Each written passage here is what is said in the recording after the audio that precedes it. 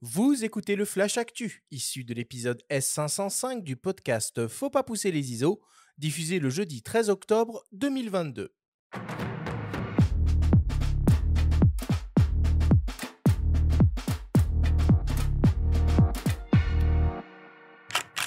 Cette semaine, dans le Flash Actu, le Salon de la Photo 2022 vient de fermer ses portes. On connaît désormais les lauréats du prix Bayeux 2022 et la 7e édition du Festival du Regard ouvre ses portes à Cergy. Le Flash Actu vous est présenté par Fox.fr, le site des spécialistes de l'image.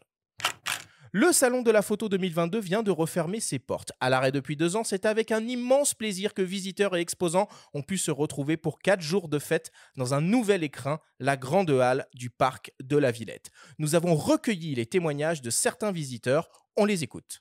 Je trouve le lieu agréable en fait parce que ça me paraissait plus, plus fermé. Là, il y a une impression de plus d'espace. On a moins chaud, c'est plus aéré. Donc pour l'instant, ça fait pas longtemps qu'on est arrivé là, mais ça me plaît bien. Première impression positive. Porte de Versailles, il y avait beaucoup plus d'exposants, donc beaucoup plus de matériel, pas que le boîtier et l'objectif. Ceci dit, là, on trouve un espace aéré, agréable, on n'est pas étouffé. C'est quand même un plus parce que le bousculade n'est jamais favorable. Et ce que je cherche, déjà 3 ans d'absence, c'est long, donc j'étais impatient que cela revienne, et puis voir un peu l'évolution technique, l'évolution des différentes marques, les tendances. Bon, les marques sont toujours les mêmes, c'est moi le meilleur, bon ça d'accord, on le sait, mais au moins là on a l'occasion de tester, de vérifier, bon ça c'est toujours une bonne chose. Par contre au niveau exposition, oui, il y a un bel espace sur les expositions, et je vais y passer pas mal de temps à regarder parce que la source de la photo, c'est quand même l'image. Voilà. Il n'y a pas de goodies, il n'y a pas de photomaton, il n'y a pas de modèle, il n'y a pas de stand d'exposition. Moi qui suis peu photographe, je viens pour le fun et il n'y a pas de fun. Moi je suis un des grands amateurs, je pense, du salon. Donc c'est juste pour rencontrer des passionnés déjà et voir un peu les actualités sur le monde de la photographie en 2022, ce qu'on est capable de faire aujourd'hui. L'authenticité de la photographie aujourd'hui, ce qu'on retrouve sur des appareils photo à l'ancienne. J'ai vu ça sur M6, une présentation de Françoise Huguet, je crois. Et donc voilà, comme je ne connaissais pas du tout le salon, je me suis dit, ça va être ma première. Je cadre pas trop mal. Ce que je sors comme photo, on me dit que c'est joli. Donc voilà, je me suis dit, pourquoi pas voir les professionnels, les rencontrer et puis voir ce que c'est que ce salon, parce que je le connais pas.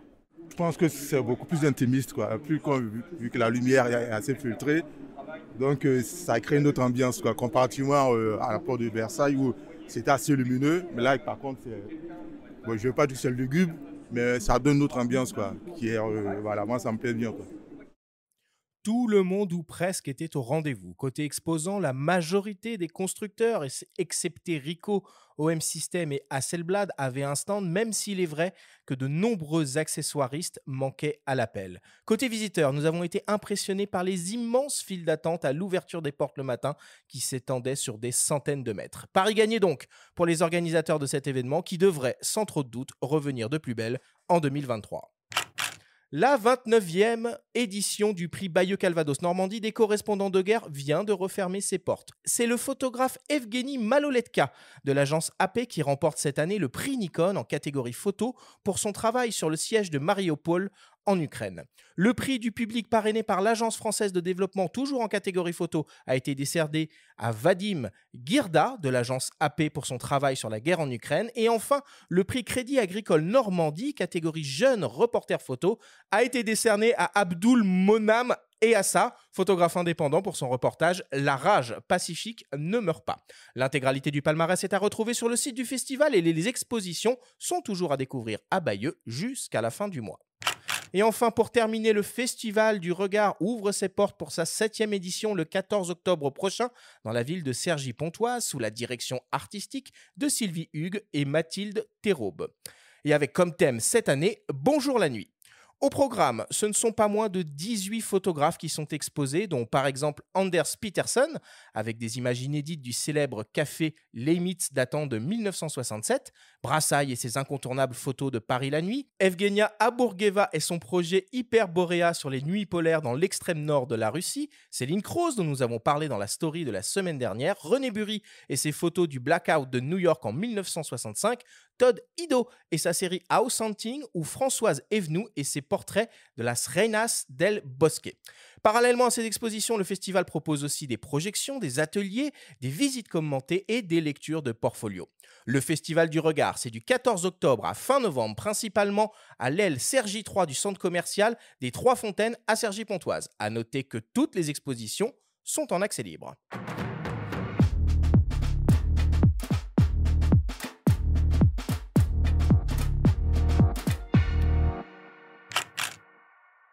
Voilà pour le Flash Actu cette semaine. On sent un léger flottement, une légère accalmie dans les annonces de nouveaux produits. On va peut-être revenir quelques secondes sur le salon de la photo. Patrick, qu'est-ce que tu en as pensé, toi, de ce salon?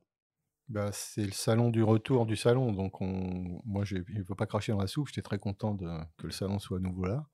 C'est l'occasion pour à la fois nous, journalistes, mais aussi pour les visiteurs, de revoir un petit peu toutes les marques, nous, de revoir un petit peu tous les gens qu'on connaît chez Pierre, Paul et Jacques. C'est l'occasion en général, le salon, de voir des nouveautés. Alors cette année, on ne va pas dire que ça croulait sous les nouveautés, même si en papier, on va dire qu'il y en avait un petit nouveau qui a pointé le bout de son nez, mais qui est on va dire, un papier revisité. Off du salon, il y a des choses qui se préparent en matière de papier, ça je l'ai vu aussi, donc on en reparlera certainement, parce que je peux en parler un petit peu. Mais non, moi j'étais très très content du salon, personnellement, j'y ai trouvé mon compte en voyant plein de gens, en voyant que les gens étaient contents, surtout les visiteurs étaient contents de retrouver le salon. Donc ça, je pense que c'est déjà au moins une bonne chose, et ça augure du bon pour la suite. Ouais, on l'entend dans le petit micro-trottoir qu'on a pu faire, hein. Les gens sont contents. Ceux qui le découvrent ou ceux qui y reviennent, qui connaissaient le salon Porte de Versailles, le lieu a plutôt fait l'unanimité. Ouais, clairement, c'est magnifique. Hein. Ouais, la Grande Halle, ça en jette. Après, il me tarde d'avoir les chiffres quand même. On n'a Mhm. pas encore les chiffres d'affluence. Ça, je pense qu'ils seront communiqués en fin de semaine, si j'ai bien compris. Voilà, peut-être que la semaine prochaine, on reviendra là-dessus. Il y avait des moments où c'était effectivement assez rempli, et puis d'autres moments où c'était plus calme. C'est dommage, mais ça, tu l'as pointé, Arthur, tout à l'heure. Effectivement, il manquait quand même pas mal d'accessoiristes. Il manquait quelques marques. Donc, ça manquait un peu de découverte. Après, une auditrice qui disait que ça manquait de fun aussi. Et ça manquait de goodies. Et ça... Ouais, alors ça, c'est pas plus mal, hein, que ça manque de goodies. Il faut vivre avec son temps. Hein, exactement. On nous demande plus de sobriété, etc. C'est peut-être pas plus grave qu'il n'y ait pas trop de goodies en moi, plastique. ça me manquait pas du tout. Moi, ça m'a pas manqué non plus. Les animations, peut-être. Oui, c'est vrai, c'est l'aspect fun, mais c'est intéressant d'écouter les gens qui ne sont pas forcément des photographes purs et durs. Avoir ce ressenti-là, c'est toujours enrichissant aussi. Arthur a souligné une chose, en fait, effectivement, moi, ce qui m'a beaucoup manqué sur le salon, c'est les accessoiristes. Où effectivement, il devait être 2 ou 3, pas plus. Et ça, c'est aussi, je dirais, ce qu'ont observé les visiteurs, c'est où sont les accessoiristes. Ça, c'est quand même un truc cool quand tu vas sur un salon comme ça. Tu vas dénicher un peu découvrir des petits accessoires pas, que tu connais pas, faire ton petit craquage et te faire un peu plaisir. Bon, c'était une première, c'était une renaissance, hein, on va dire. Hein. Voilà, les choses vont très certainement s'affiner dans le meilleur l'année prochaine. Et ce qu'il faut dire aussi, le carton rouge du salon de la photo, le carton rouge, c'est la date. En même temps que Bayeux, sacrilège. Donc bon, c'est bien, on a parlé du palmarès de Bayeux, ce n'en est que justice. C'est un festival qui est très important, le festival des correspondants de guerre, ne serait-ce que pour faire taire parfois certains politiques qui s'aventurent aussi dans des discours abracadabrantesques. Hein. Souvenez-vous de Ségolène Royal qui, début septembre, émettait des doutes sur le bombardement de la maternité de Mariupol. Donc le lauréat de Bayeux, Yevgeny Maloletka, avait, avec le journaliste Mstislav Tchernov, tous deux appartenaient à l'agence Associated Press, de par leurs images, leurs témoignages, avaient bel et bien prouvé, évidemment, malheureusement, qu'il y avait eu des bombardements sur la maternité de Mariupol, ce qui avait fait dire, après, à l'ex-candidate à la présidentielle, qu'elle s'était trompée. Bon. En tout cas, le prochain grand rendez-vous de la photo avant la fin de l'année, ce sera évidemment le festival de Montier-en-Der qui aura lieu de mémoire, je crois, sur la 2e semaine de novembre, mais on aura l'occasion d'en reparler. Juste une petite parenthèse pour le carton rouge de Benjamin.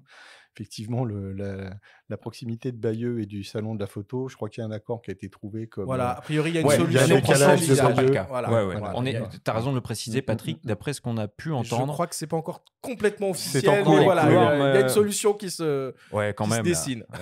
Oui.